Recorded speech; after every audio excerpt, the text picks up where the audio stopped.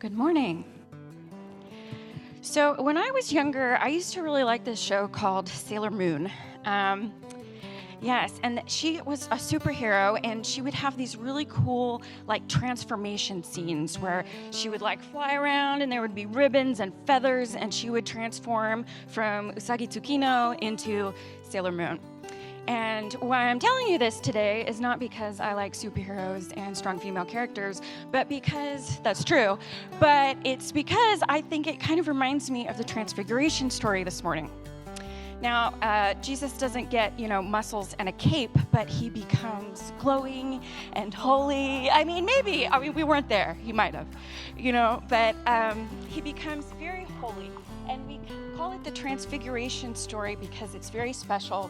And he changes in a way that seems to make him radiate holiness to his followers. And then they see Elijah and Moses show up, and I'm kind of spoiling the scripture reading this morning, spoiler alert. But this part kind of reminds me of Return of the Jedi, when the end of the story when Anakin and Obi-Wan and Yoda show up at the end of the story.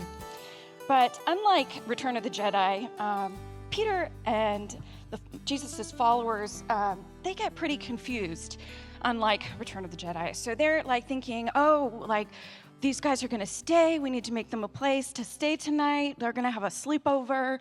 They don't totally get what's happening in this moment. It's a very confusing story. And when I went to the Holy Land, to Palestine, a number of years ago in grad school, we got to go to the site of the Transfiguration. It was up on a mountain called Mount Tabor. And the church was built sort of like Jesus' followers imagined they were going to build things for Elijah and Moses. That there's a chapel for Elijah and a chapel for Moses. And there's paintings on the wall. I have pictures here that we can, do you want to show people pictures? You can look at them and then maybe pass them to some other people. Got some pictures of the church and some of the paintings inside, and the view from the mountain. It was beautiful up top of that mountain. You could definitely understand how some really special things happened at this place. And so when I was there, we drove up this mountain, so it was pretty easy.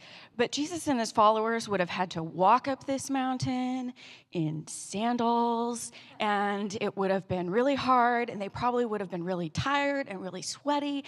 And then they got to this moment at the top of this beautiful mountain, and they saw this crazy thing, and it was just kind of a crazy story. And they were feeling crazy, and it was looking crazy, and Jesus seemed to transform in front of them, transfigure in front of them. He changes and radiates holiness. Now, nothing like that happened to me when I went to the Church of the Transfiguration, but I will say that in my time in the Holy Land, something changed. And we don't really have time to talk about my trip to the Holy Land today, but it made me feel special and connected to my ancestors in new ways, kind of like Peter, John, and James did that day.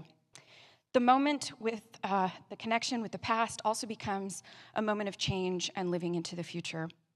And that's part of what we do here at church. We honor the past and we live into the future. So today we're going to go into the other room and learn a little bit more about the Transfiguration story. And before that, we'll do our blessing.